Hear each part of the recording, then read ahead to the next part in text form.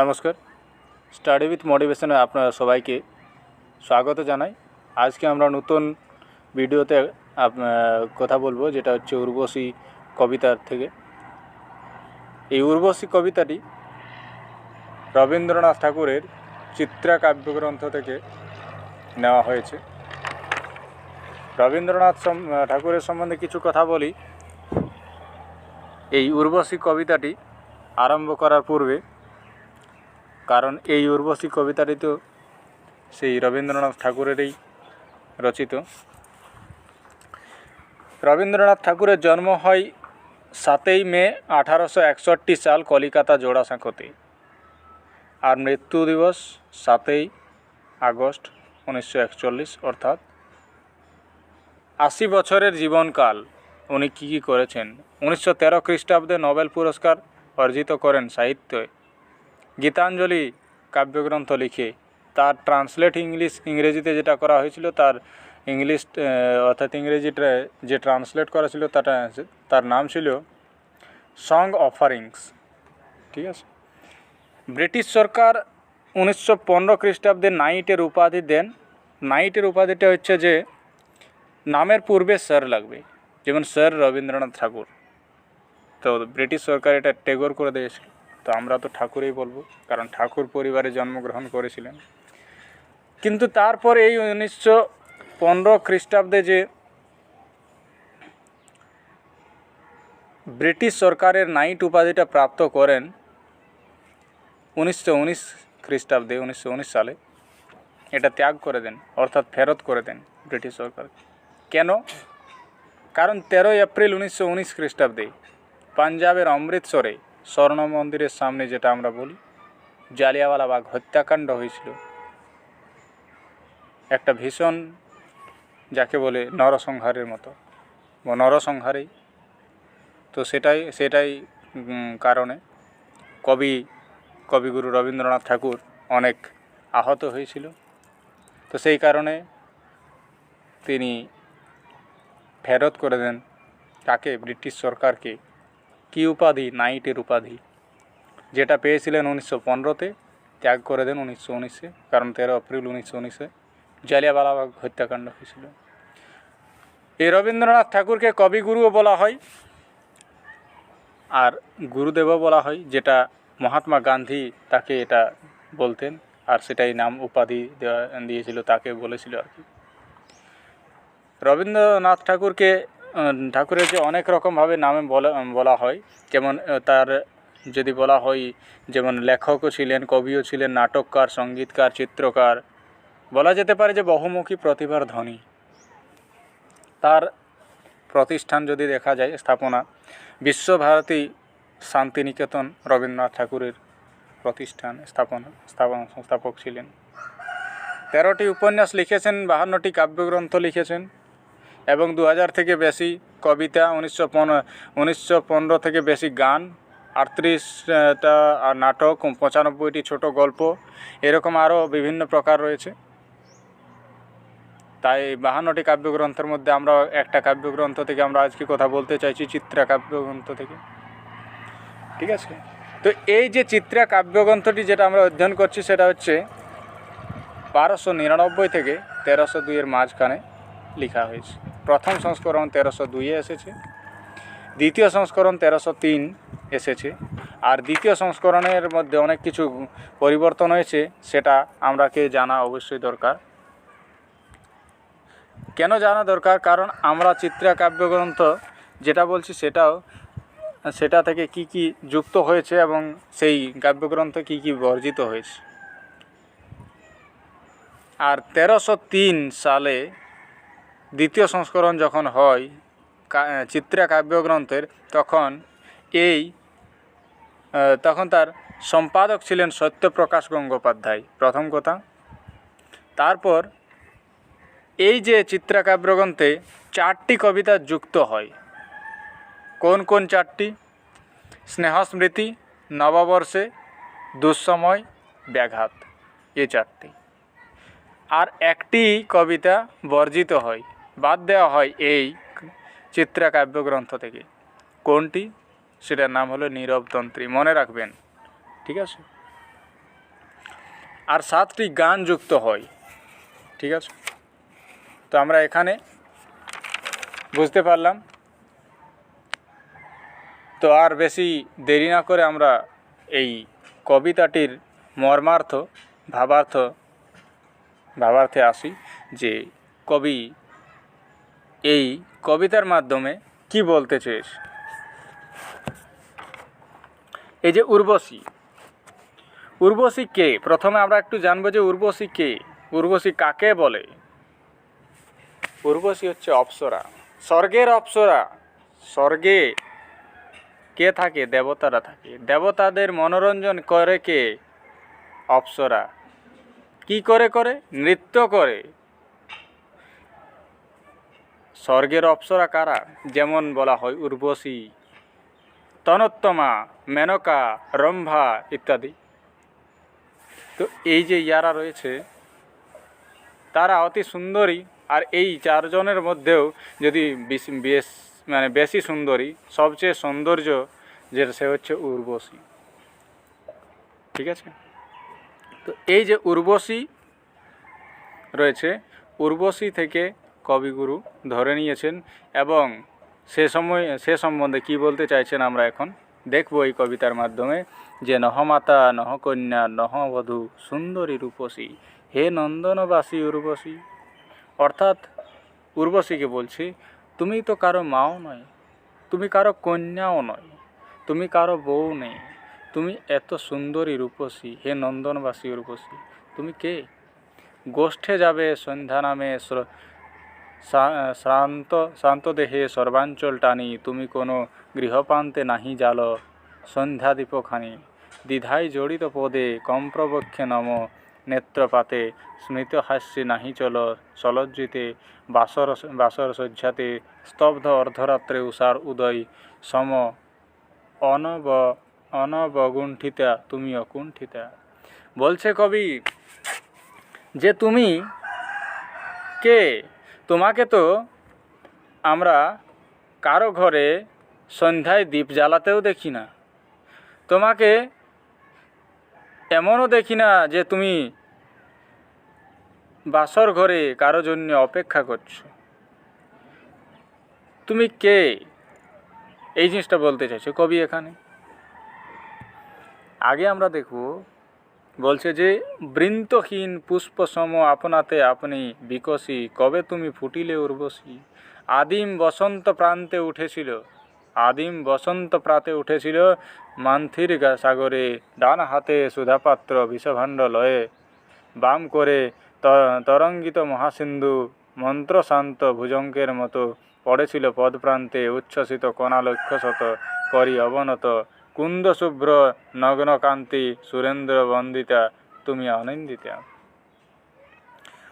অর্থাৎ বলতে চাইছে কবি এখানে যে এই যে পাওয়া যায় না তাহলে বিষ। অর্থাৎ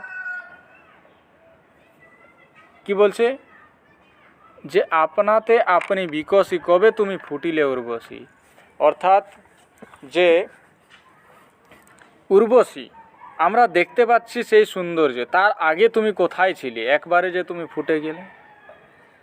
আর তুমি যে আমাদেরকে ধরা দাও না, তুমি যে আমাদের কাছে আসো না, সৌন্দর্যের ভাবটা আমাদের কাছে মানে প্রভাবটা দেখাও। তো সেই কারণে অর্থাৎ বিষভাণ্ডে বাম করে, অর্থাৎ বিষভাণ্ডে একটা ডান হাতে সুধাপাত্র বিষভাণ্ড লয়ে বাম করে, বাঁ হাতে বিষের পাত্র আর ডান হাতে সুধাপাত্র।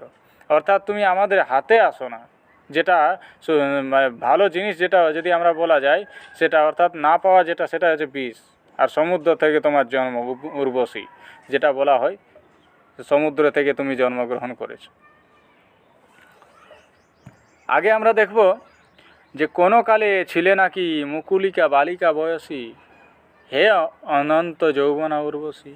তুমি কি ছিলে কোনো কালে ওই রকম বালিকা বয়সী, অনন্ত যৌবনা উর্বশী। আঁধার পাথার তোলে কার ঘরে বসিয়া, একলা মানিক মুকুতা লয়ে করেছিলে শৈশবের খেলা।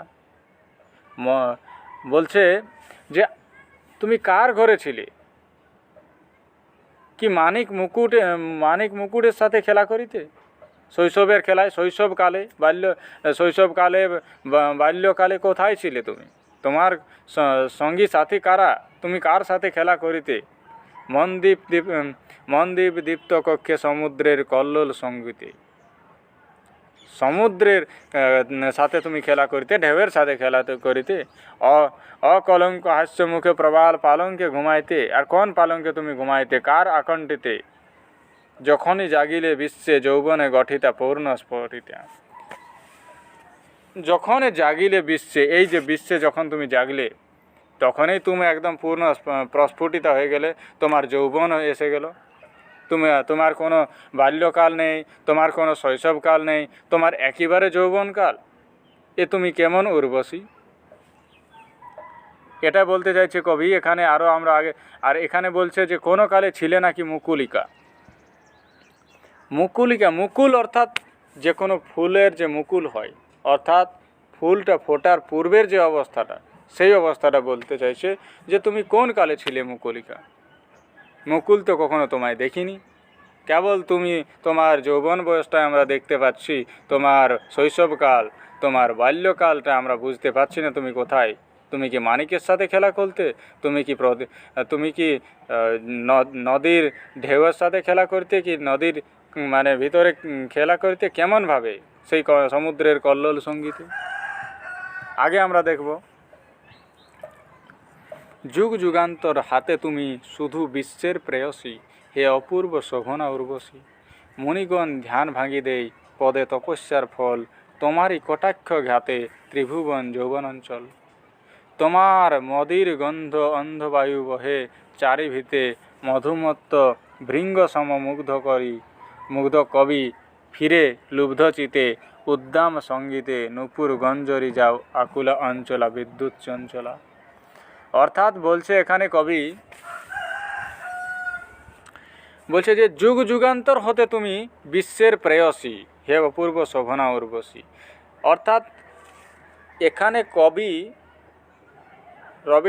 রবীন্দ্রনাথ ঠাকুর উর্বশীর প্রশংসা করেছেন এবং বলছেন যে যুগ যুগান্তর হতে তুমি বিশ্বের প্রেয়সী আছো, সবার প্রিয় আছো। এখন থেকে নয়, তুমি যুগ যুগান্তর ধরে সমস্ত বিশ্বের প্রেয়সী আছো, সবার স্বপ্নের কন্যা হয়ে আছো। মণিগণেরও তুমি ধ্যান ভাঙতে পারো। আর এই ত্রিভুবনের কটাক্ষাতে, তোমারই কটাক্ষাতে ত্রিভুবন যৌবন অঞ্চল। তোমার যে ভাব, তোমার যে যৌবন, তোমার যে যৌবন অঞ্চলে, তোমার যৌবন অঞ্চলের কারণে সমস্ত ত্রিভুবনের মধ্যে হলচল হয়ে যায়। তোমার মদির গন্ধ অন্ধবায়ু বহে চারিভিতে। তোমার যে শরীরের যে গন্ধ রয়েছে, সেই গন্ধটা চারিদিকে পড়ে যাচ্ছে। মধুমত্ত ভৃঙ্গসম মুগ্ধ কবি ফিরে লুব্ধ চিতে, উদ্দাম সঙ্গীতে। অর্থাৎ তোমার যে রূপের, তোমার যে সৌন্দর্য আছে তোমার, সেই সৌন্দর্যটা চারিদিকে প্রস্ফুটিত হয়ে গেছে। নূপুর গঞ্জরি যাও অকুলা অঞ্চলা বিদ্যুৎ চঞ্চলা। তারপর বলছে যে সুরসভা তলে যবে নৃত্য কর পুলকে উল্লসী, হে বিল্লোল হিল্লোল উর্বশী। ছন্দে ছন্দে নাচি উঠে সিন্ধু মাঝে তরঙ্গের দল, শস্য শীর্ষে শিহরিয়া কাঁপি উঠে ধরার অঞ্চল। তব স্তন হার হাতে নভস্থলে খসি পড়ে যারা, অকস্মাৎ পুরুষের বক্ষ মাঝে চিত্র আত্মহারা। নাচে রক্তধারা দিগন্তে মেঘলা তব টুটে আচম্বিতে অসমৃতে। অর্থাৎ এখানে বলতে চাইছে কবি যে তোমাকে সবাই পেতে চায়, কিন্তু কেউ পায় না। আর সবাই আঁকড়ে ধরতে চায় তোমাকে, কিন্তু কেউ পায় না তোমাকে। সবাই তোমাকে চায়, তুমি কেবল সবার স্বপ্নের মধ্যেই আসো, কিন্তু তুমি কারো কাছে কাউকে সাড়া দিও না। এটাই বলতে চাইছে। স্বর্গে উদয় আচলে মূর্তিমতি তুমি, হে উষসী, হে ভুবন মোহিনী উর্বশী। জগতের অশ্রুধারে ধৌত তব তনুর তনিমা, ত্রিলোকের হৃদি রক্তে আঁকা তব চরণ শনিমা, মুক্ত বেণী বিবসনে বিকশিত বিশ্ব বাসনার, অরবিন্দ মাঝখানে পাদপদ্ম রেখেছ তোমার, অতি লঘুভার অখিল মানস স্বর্গে অনন্তরঙ্গিনী, হে স্বপ্ন সঙ্গিনী। অর্থাৎ বলতে চাইছে যে স্বর্গের উদয়াচলে মূর্তিমতি তুমি, হে উষসী, হে ভুবন মোহিনী উর্বশী। জগতের অশ্রুধারে ধৌত তব তনুর তনিমা। জগতের সমস্ত ব্যক্তি তোমায় পাওয়ার জন্য চেষ্টা করছে, কিন্তু অশ্রুধারা যদি বয়ে যায় তবুও তুমি তাকে তুমি ধ্যান দেও না। ত্রিলোকের হৃদয় রক্তে, ত্রিলোকের মধ্যে সবাই তোমাকে চায়। মুক্ত বেণী বিবসনে বিকশিত বিশ্ব বাসনার, সমস্ত বিশ্ব বাসনার জন্য তোমাকে চাইছে, কিন্তু তুমি কাউকে ধরা দেও না। আগে দেখব যে ওই শুন দিশে দিশে তোমা লাগি কাঁদিছে ক্রন্দসী, হে নিষ্ঠুরা বাধিরা উর্বশী। আদি যুগ পুরাতন এ জগতে ফিরিবে কি আর, অতল অকুল হতে সিক্ত কেসে উঠিবে আবার। প্রথম সে তনুখানি দেখা দিবে প্রথম প্রভাতে, সর্বাঙ্গ কাঁদিবে তব নিখিলের নয়ন আঘাতে। বারি বিন্দু পাতে অকস্মাৎ মহাবিষ্ণু, অপূর্ব সঙ্গীতে রবে তরঙ্গিতে। অর্থাৎ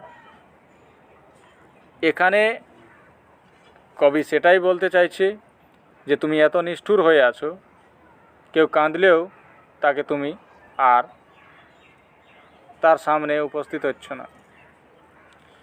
আদি যুগ